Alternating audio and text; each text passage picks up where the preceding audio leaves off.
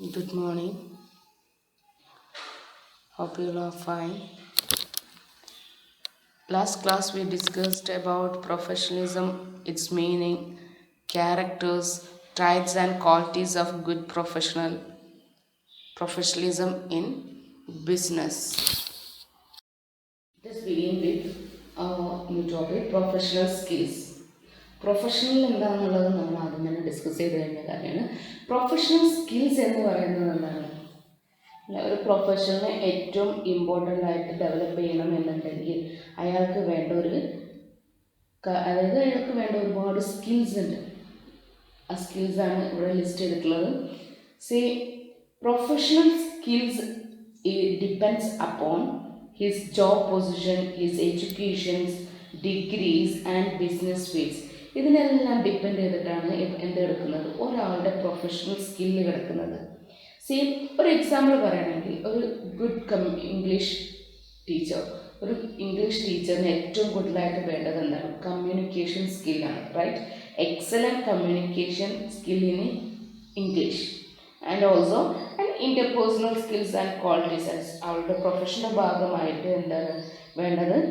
അദ്ദേഹത്തിന് interpersonal skills as a teacher, interpersonal സ്കിൽസും മറ്റു ക്വാളിറ്റീസും വേണം. ആസ് എൻ ഇംഗ്ലീഷ് ടീച്ചർ ആ പെർട്ടിക്കുലർ സബ്ജക്റ്റിലായാലും എന്തായിരിക്കണം?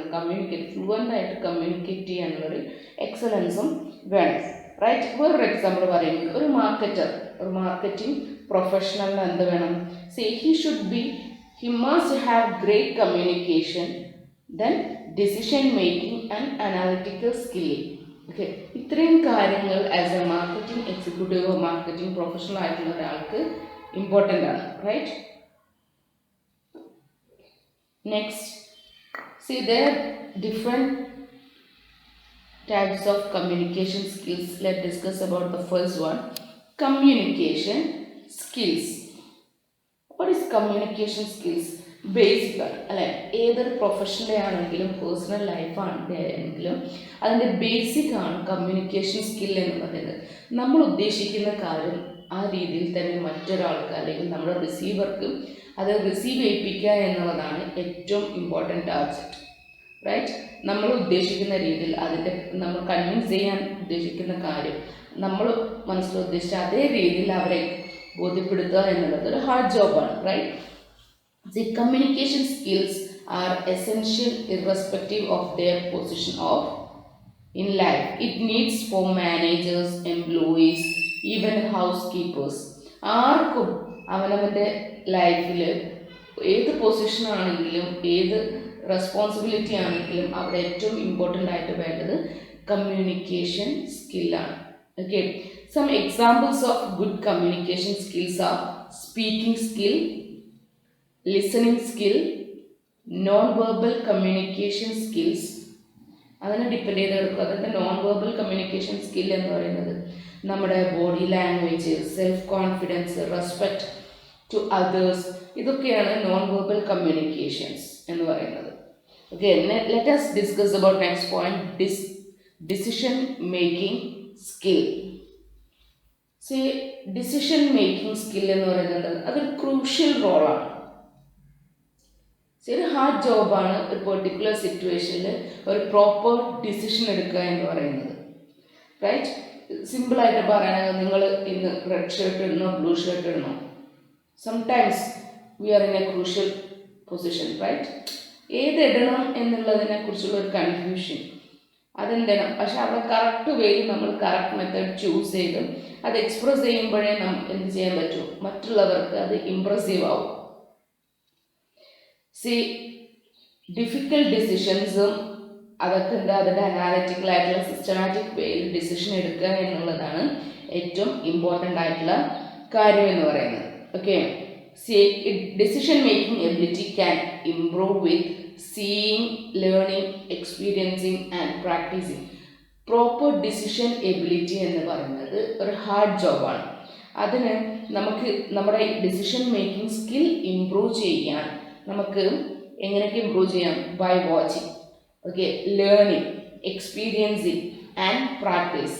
നമ്മൾ കണ്ടിന്യൂസ് ആയിട്ട് ലൈഫിൽ എക്സ്പീരിയൻസ് ചെയ്ത് പോരുന്ന ഈ സിറ്റുവേഷൻസ് ആണ് നമ്മളെ പ്രോപ്പർ ഡിസിഷൻ എടുക്കാൻ capable ആക്കുന്നത്.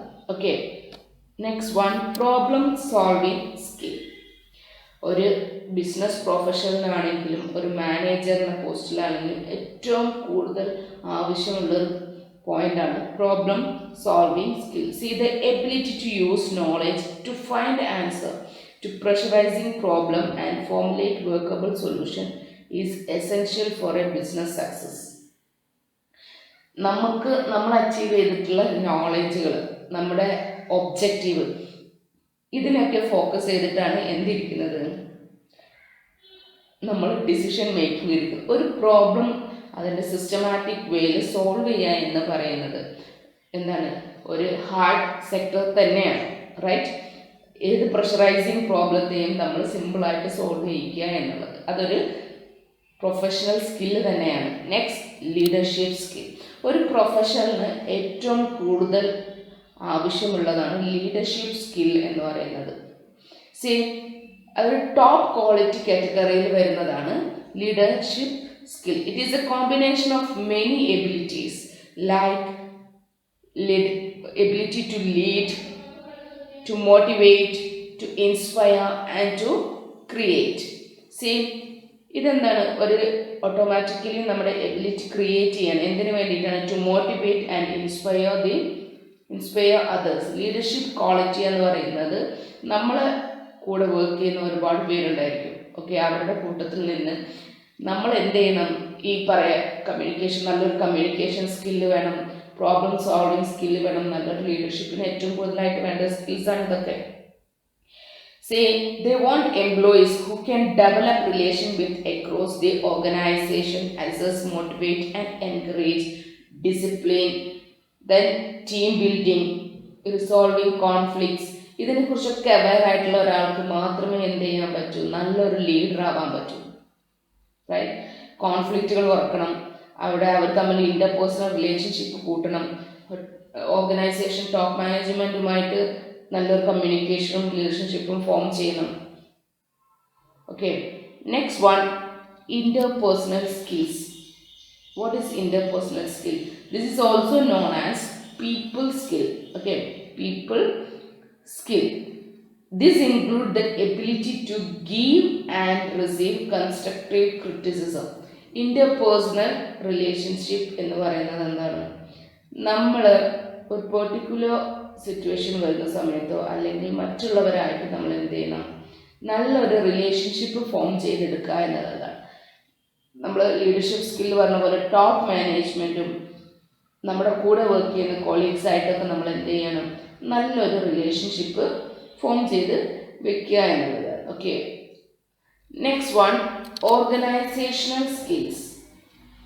ഓർഗനൈസേഷണൽ സ്കിൽ എന്ന് പറയുന്നത് എന്താണ്, this is most important skill in professional. Okay, see പ്രൊഫഷണലിൽ നമുക്ക് പൊസസ് ചെയ്യാൻ പറ്റുന്ന ഒരു ഇമ്പോർട്ടൻറ്റ് സ്കില്ലാണ് organisational skill. How should be perform inside the organisation, right? If anyone wants to be a good profession, he should be focused and stay in organization to express his own style to the top management. Say organization skill need workspace which include planning, coordinating resource and meeting the deadlines. Organization skill എന്ന് പറയുന്നത് very important skill ആണ്. How to organise, അതിന് നല്ലൊരു planning, coordinating, meeting, deadlines, ഇതൊക്കെ ഉണ്ടെങ്കിൽ മാത്രമേ നമുക്ക് എന്ത് ചെയ്യാൻ പറ്റൂ, നമുക്ക് നമ്മളെ നല്ല രീതിയിൽ എക്സ്പ്രസ് ചെയ്യാൻ പറ്റും. Okay, next, time management skill. As you all no, it is very important. ഒരു പേഴ്സൻ്റെ സക്സസ് എന്ന് പറയുന്നത് അയാളുടെ പ്രൊഫഷണൽ ടൈമിംഗ്. ഒക്കെ എന്താ, പ്രൊഫഷണൽ ടൈമിംഗ് മാത്രമല്ല ഒരാളുടെ സക്സസ് എന്ന് പറയുന്നത്, ടൈം മാനേജ്മെൻറ്റ്. അത് നല്ല രീതിയിൽ ടൈം മാനേജ് ചെയ്യാൻ പറ്റുന്നതാണ് ഒരാളുടെ ഫസ്റ്റ് സക്സസ് എന്ന് പറയുന്നത്. ഓക്കെ, എന്താ, ഓൺ ടൈമിൽ ഡ്യൂട്ടിക്ക് എത്തുക, പിന്നെ അയാളുടെ പേഴ്സണൽ ലൈഫിലാണെങ്കിലും അയാളുടെ ആ ടൈം മാനേജ്മെൻറ്റ് ബിഹേവിയർ ക്വാളിറ്റീസ് ആണ് ഏറ്റവും ഇമ്പോർട്ടൻറ്റ്. ഒരു എക്സാമ്പിൾ പറയുകയാണെങ്കിൽ ഗുഡ് ടൈമിംഗ് സ്കിൽസ് എന്ന് പറയുന്നത് എന്തൊക്കെയാണ്, setting goals, okay, persisting goals, creating a schedule, making list and using optimal tools, right. ഇതൊക്കെയാണ് എന്താണ് ഒരു പ്രൊഫഷണൽ സ്കിൽസ് എന്ന് പറയുന്നത്.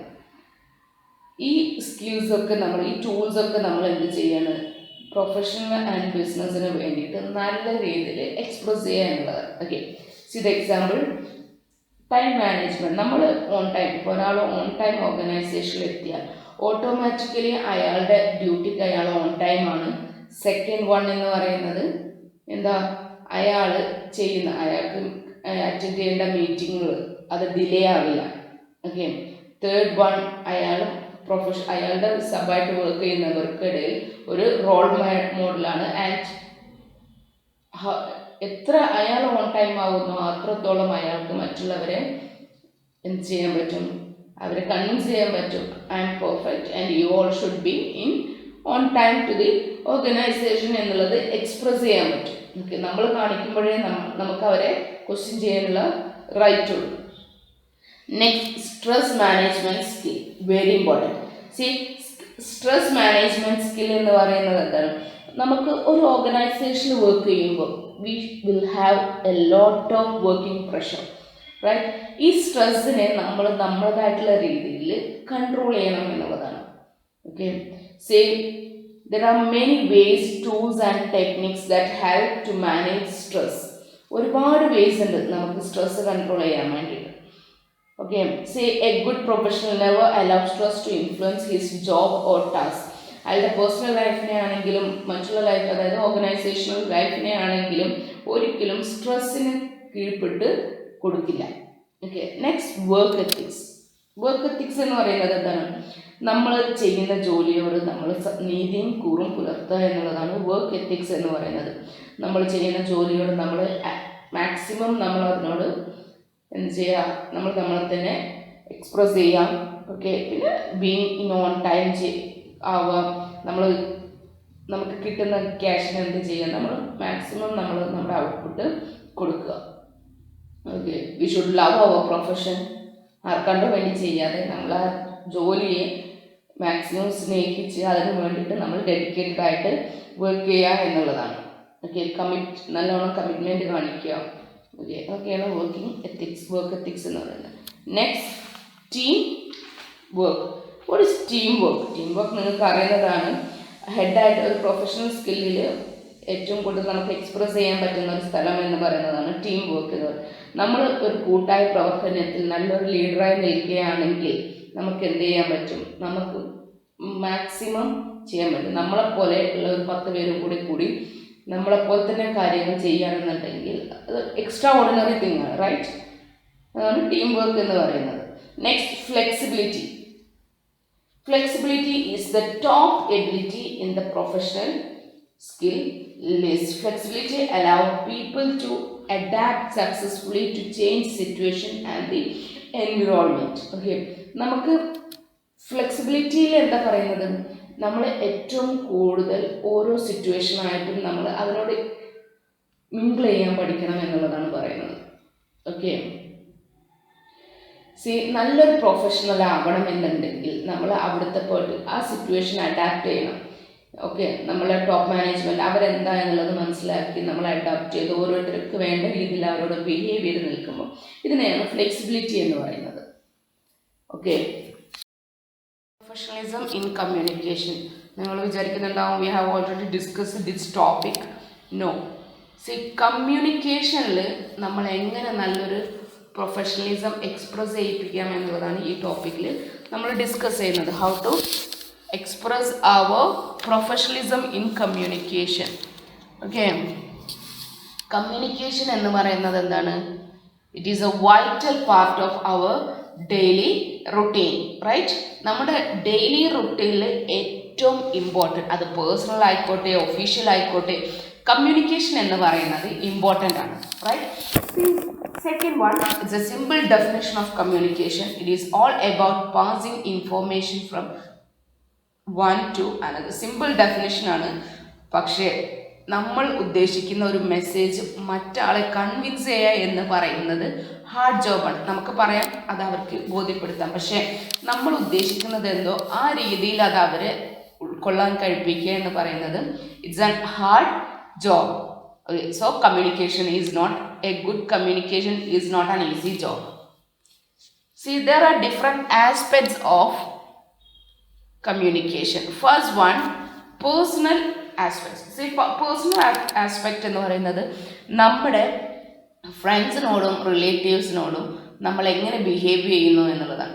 കറക്റ്റായിട്ട് പറയുകയാണെങ്കിൽ നമ്മൾ എന്താണ് എന്നുള്ളത് നമ്മൾ ആരുടെ മുന്നിലാണ് എക്സ്പ്രസ് ചെയ്യുന്നത്, ഓപ്പൺ ആയിട്ട് എക്സ്പ്രസ് ചെയ്യുന്നത് പേഴ്സണൽ ആയിട്ട് നമുക്ക് റിലേഷൻഷിപ്പ് ആയിട്ടുള്ളവരായിട്ടാണ്. റൈറ്റ്? നമ്മൾ അവിടെ എന്താണ്, ഒരു ഹൈഡിങ്ങും ഇല്ല, വാട്ട് ബി അതുപോലെ നമ്മൾ എന്ത് ചെയ്യുന്നു, എക്സ്പ്രസ് ചെയ്യുന്നു എന്നുള്ളതാണ്.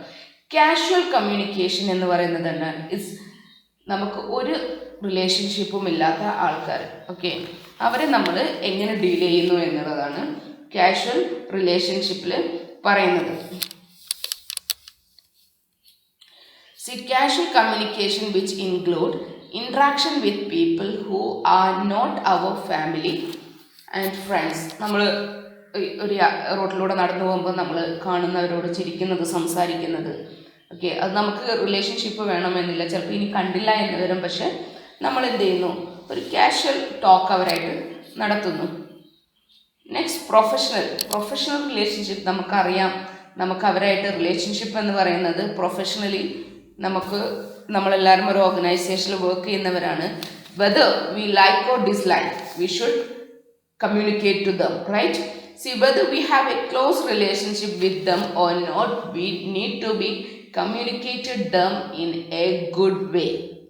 Personal എന്ന് പറയുന്നത് അതുകൊണ്ടാണ്.